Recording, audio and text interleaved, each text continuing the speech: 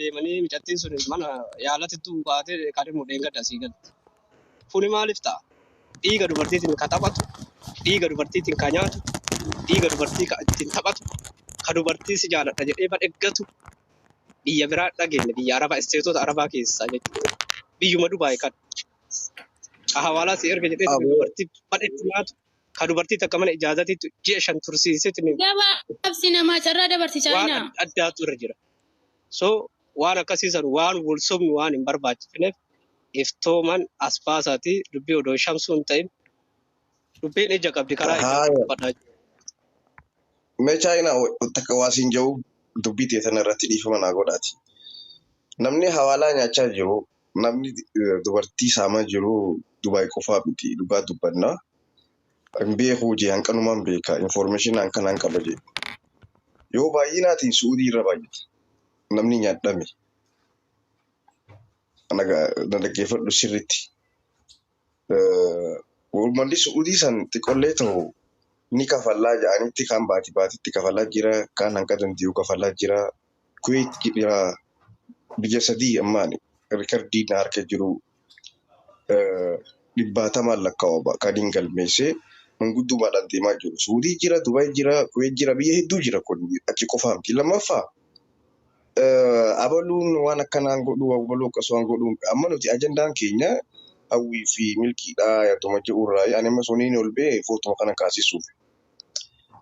Waa'ee milkiitiis natti ni himin achumatti dhaabsi. Kanaaf ati Chaayinaa ifuma beekta. Waan ati taate ifuma beekta malee waa'ee milkiin beektu. Amma nuti waa uumamchiyoo hawwii wajjiidhaan waa'ee gummaa barsiistee haasawaa jirra malee waa'ee hawaalaa Dubaay hunda isaanii ni beekna. Warra ati dhageessu gurri qabattuufaatiitu waan kana keessa jira. Kanaaf waa'ee dubartii saamuu hawaalaa nyaachuu nuti warra walirraa ijaazaa buusee miti. Kana haasawaa turre yeroo dheeraa kanaas waa'ee hawaalaatii fi waanummaa nam 5 qabu.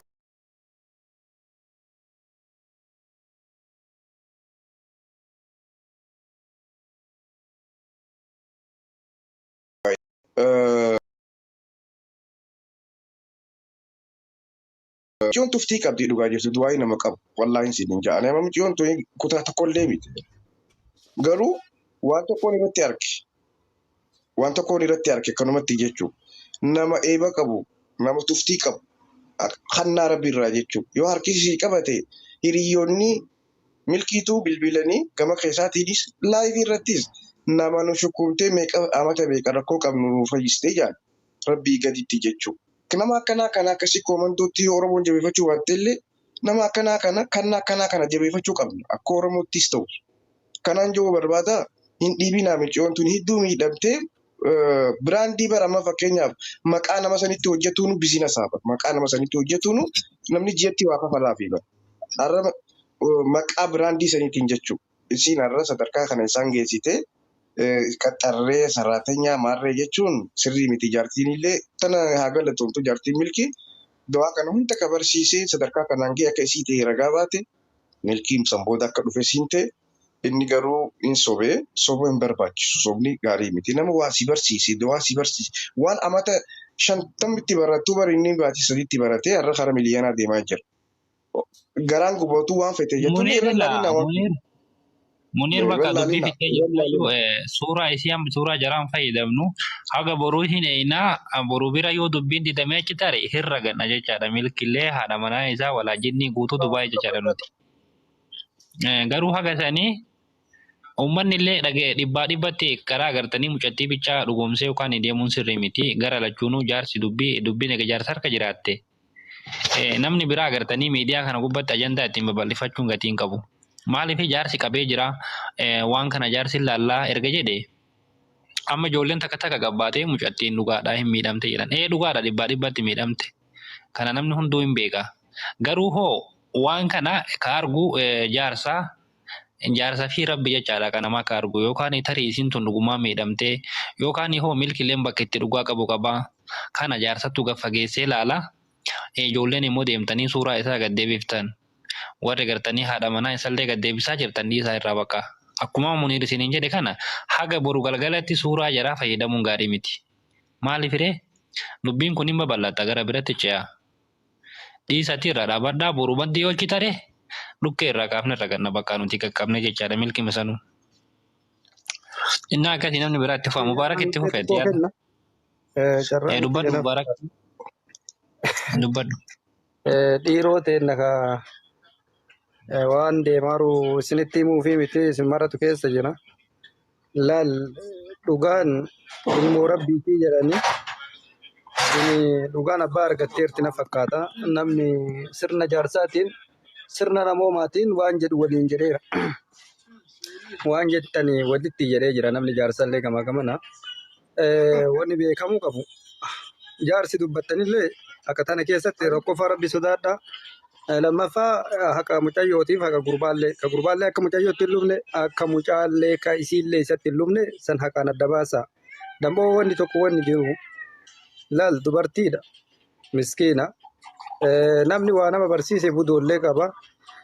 Wanni nama kennaa xiqqoo wanni nama akka dubbii kalee 8,700 namni ilaale Oromoon namni 2-3 illee dubbima fixu. Sadifitu yoo ka hidhaatiin asirratti ajandama gootanii Oromoo kanaaf kaasuuf qaaqaaf deemanillee taate nama jibbisiisa. Ijoolleen tun ijoollee Arsiiti akka odeeffannoo qabnutti Arsiin sirna qaba. Oromoon martuu sirna qaba. Arsiin gola ofii keessatti sirna addaa qaba. Sirna Arsiisaniin ka arsoomaa ka namoomaa akkatti wal lolatu qaba, akkatti wal gorfatu qaba, akkatti wal hayyisu qaba, akkatti wal tissu qaba Arsiin. Ijoolleen tun warra ollatti magaalaa tokko keessa illee deemu yoo asiillee gale. Nama waliin haasisinaa, nama waliin lolchiisinaa, gurbaallee diimaa gurraacha hin beekne asirra arginu, mucayyoollee diimtuu gurraatti hin beekne asirra arginu. Gosti isii maqaa dhaattuuf gurbaan maqaa dhaatullee ka dhageenya asiin dura orma naannaa tokkooti sirna Arsiisaniin hayyuu Arsii itti baasaa haadhumattu. Oromoon hayyuu Arsii barbaadatti yoo sirni itti galu hayyuu Arsii itti baasaa akka Oromootitti illee namni keessa haa jiraatu akka Arsiititti illee waan kana kutaa gizee muraasatti. Gizee muraasatti waan kana kutaa. Dammoo warri dubartii iyyuu miti ilmoo dhiiraa irraallee haqa nama miidhuuf yaaddan ni urra malee ni turra malee ni urra jette boombiin hayti namaa yoomuun dhokatte warra billee sii dhossee waatillee nyaatte laal rabbi biraa hin baddu yoomuu hatti abbaa hin galte sittillee hin galle akiratti dubbima gabaabduu takkatti Oromoon miliyoonni 60 yookiin warri tooktookii fayyadamuu miti. Dubartiin illee hin fitti dubbii kaleetan. Dubbii dubartii illee gatteettee wajjin haasofte fixxu.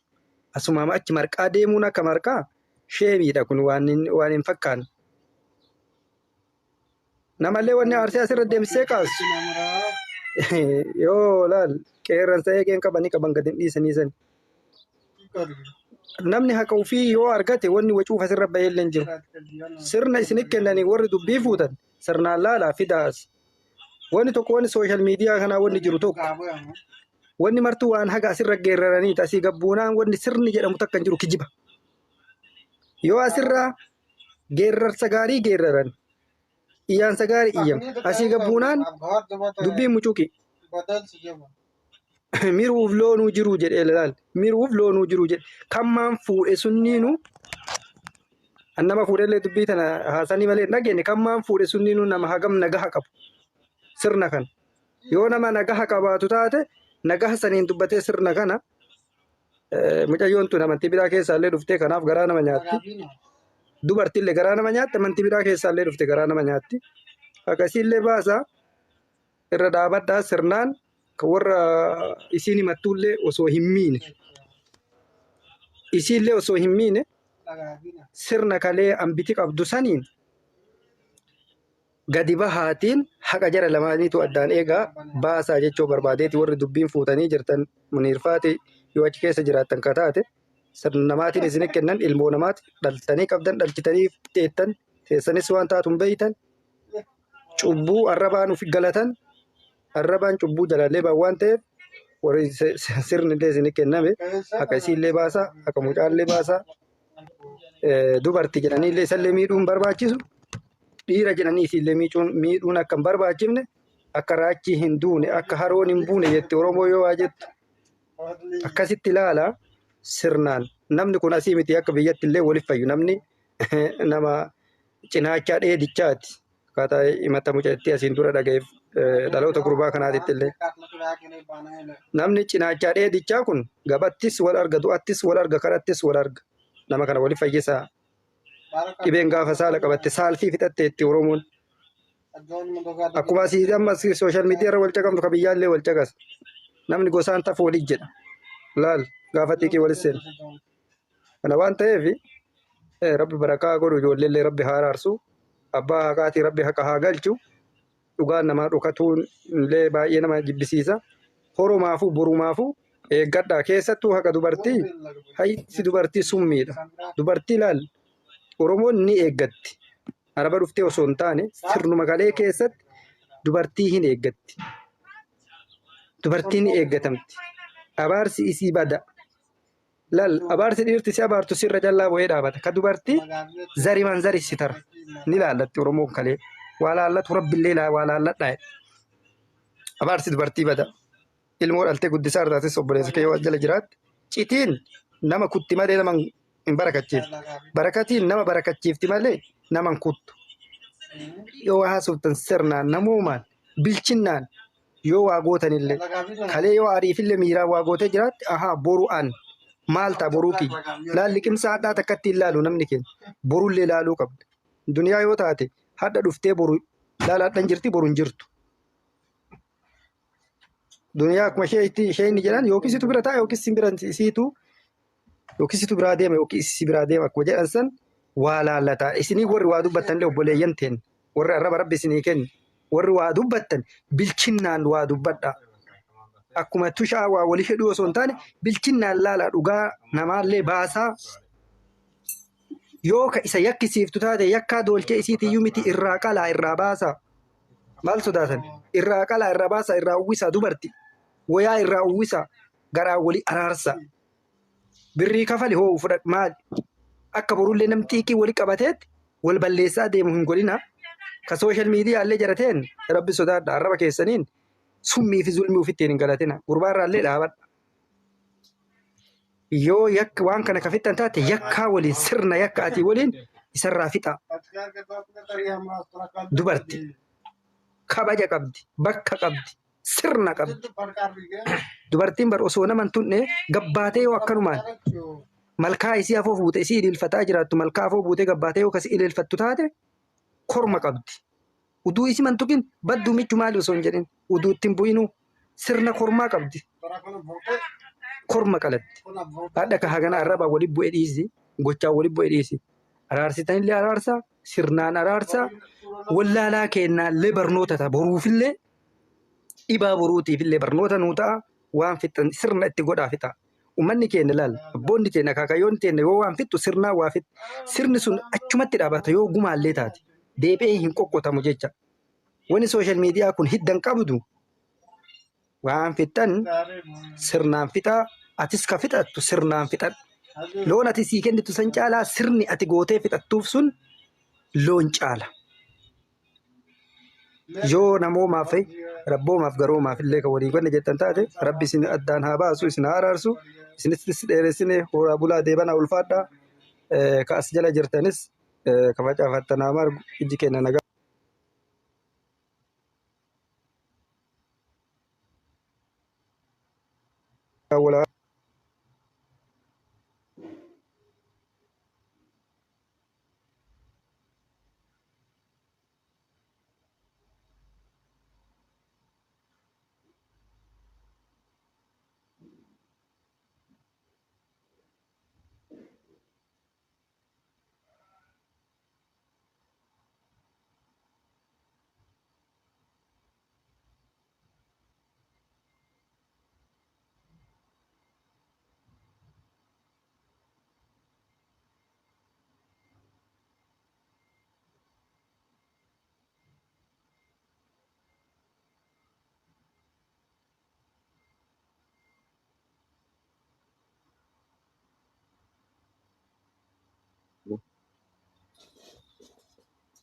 Asitti waan biraa haasawanii gisee lafa fuunee gurbaan didee akkasii koomandoo fixannaa akka jimma fixannaa akka maarree fixannaa majaanii fudhanii kutanii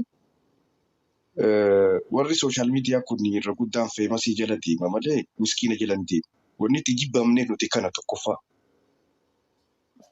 takkarra lamarra sadiirra akka aadaa fixannaa jedhanii nu harkaa fuudhanii deeman. Deebi'anii daa'um lola nu banan warrummaa akka aadaa fixanna jeesaniiti deebi'ee lola nu banan. Akkuma bubaarikama fakkeenyaan si kaasu jira. Waan bareedaa ta'e akkasiin nu harkaa fuudhanii walitti araarsinaa dubbii lafatti fixinaa korma qannaa maarree goona akkas jannaa jedhanii kutanii san booda miiciyoo san lafa gatanii kutan. Takkarra sanuu dhiisin daa'um fakkuutaa beekama waa'ee arsii kaasee waa'ee ijoolluma shamarra arsii irratti waan akkana meeqaa maallaqni achiin dhabame. Waa takka malee jechuudha. Indaa'uun kanneen dhiisi biizinasa wayii. Nama harka isiitiin deemtee diinaara yookaan riyaala 10,000 micoon tuma nama daamshintibeetii keessa dhiitee waggaa meeqa teessee akkasii koomandoo fixannaa.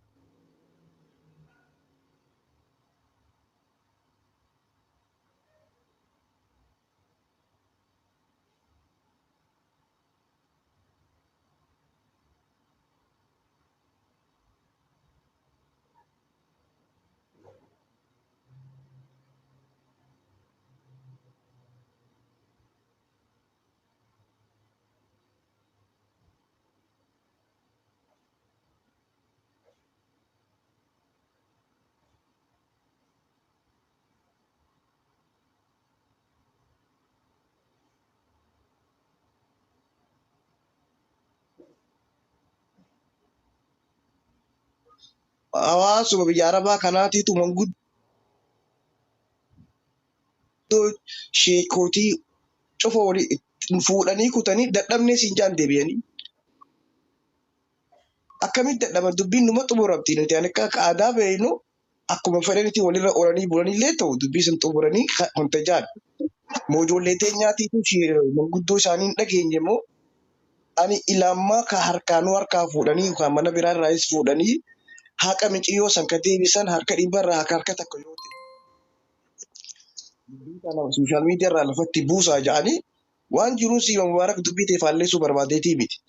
Miiciyyoon tuni kunoo haqa qabdii aqlisii muramee fi maarree okkee nuutiitu irraa fuudhaaf yoo dandeenye nuuf kafalaaf akka gosaattis haa ta'u akka Oromoottis.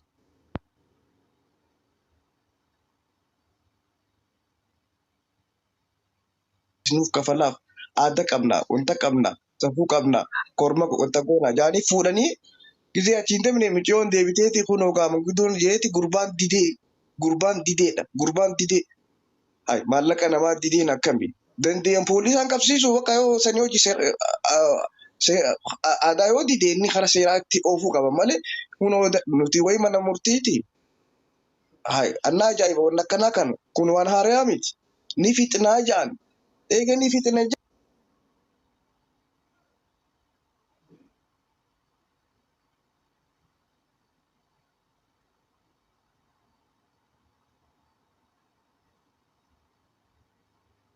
Sheekh Abaluu, Ustaad Abaluu warre fidan okay fuutanii wanta jaanime amaneemi wanna kana riikardii goonee eega amanee asirratti deebi'ee hin kennu maal fidan jaan sheekotuma sani walii galanii waliin wanta jaammo manguddoo sanii hojii walii galan ani waaniin qabatamaan qabu jechuu kiyya. Ololaa osoo hin taane qabatamaan harkaa qabu. Ka barreeffamaan harkaa qabu. Ka risiitii harkaa qabu. Ka akka waan biraallee ijaazaa osoo hin taane nama isii mana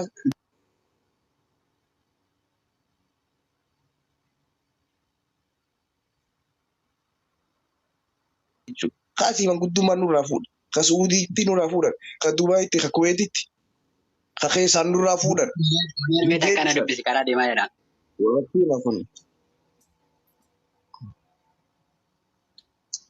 Dhiifama galatoome jechuun Muniir kanarratti waa diqqishuu dubbachuu barbaadate. Yaadni Muniir jedhe kun dhugaadha. Namni argee hin jiru waan kana isiniif galee. Rakkoon maal ta'e? Ka hattuullee hattu, ka jaarsummaa taa'ullee hattuu ta'e Dubaay keessatti wal beekna hundi kennayyuu si galee. Fakkeenya tokko isinii fida yoo dhugaa dubbanne. Fakkeenyaaf ana birriin shamara takkaa na bira jirti, milkiin birrii shamara takkaa nyaate.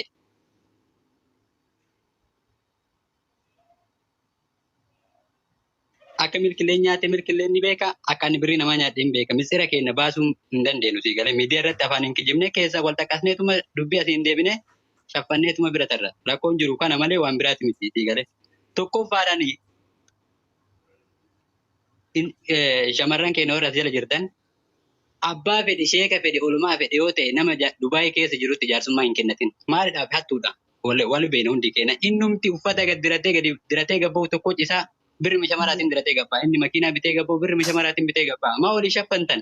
Wal beena hundi isaa Dubaayii keessa namni jiraatee birrii namaa bira hin jirre hin jirtu. Kan jirtu jedhas haa ba'u.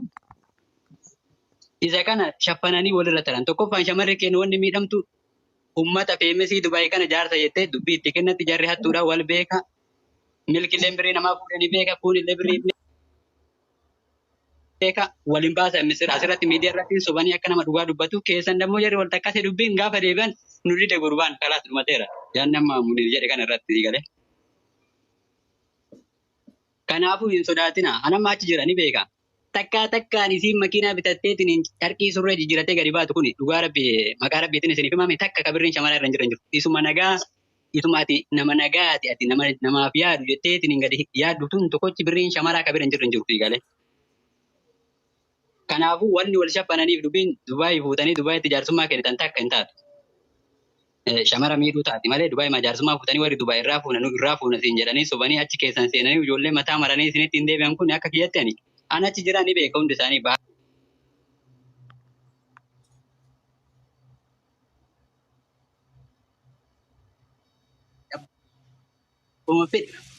maa sheeka fedhe